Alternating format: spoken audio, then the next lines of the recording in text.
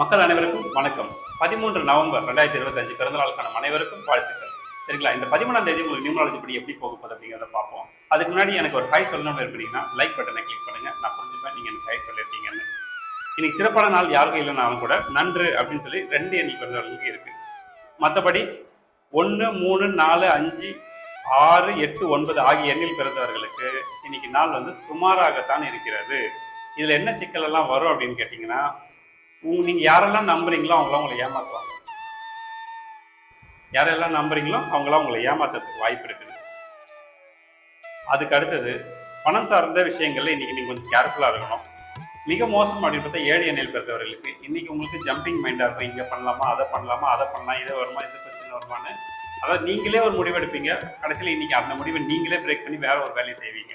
அப்படி ஒரு நாள் ஒரு முடிவு எடுக்க முடியாத கொதிநிலையில எப்படி தண்ணி இருக்கும் அப்படியான ஒரு சூழ்நிலை இன்னைக்கு இருக்கும். அதனால உங்களுக்கு இன்னைக்கு நான் சொல்ற ஒரு விஷயம் தான், யார்கிட்ட பணம் காசு கொடுத்து உதவி பண்ணாதீங்க. அதே மாதிரி கடன் இன்னைக்கு வாங்காதீங்க. இன்னைக்கு கடன் வாங்கினீங்கன்னா வாழ்க்கை பூரா கடன் வாங்குற மாதிரி ஆகிடும். ஓகே. பூராடம் உத்திராடம் ஆகிய நட்சத்திரத்துல பிறந்தவங்களுக்கு சந்திராஷ்டமம் இருப்பதனால் சரிங்களா, நீங்க கொஞ்சம் கேர்ஃபுல்லா இருங்க. அலட்சியமான காரியங்கள் எதுவும் செய்யாதீங்க. ஏதாவது நியூமராலஜி சார்ந்த சந்தேகம் இருக்கு, எனக்கு இது சரியா, என்னோட பேர் கரெக்டா இருக்கான்னு செக் பண்ண விரும்புனீங்கன்னா செக் பண்ணி தரதுக்குலாம் நான் காசு வாங்குறது இல்லை. தாராளமாக நீங்கள் எனக்கு வாட்ஸ்அப் பண்ணுங்க, நான் உங்களுக்கு கண்டிப்பாக ரிப்ளை பண்ணுவேன். நாளை சந்திப்போம்.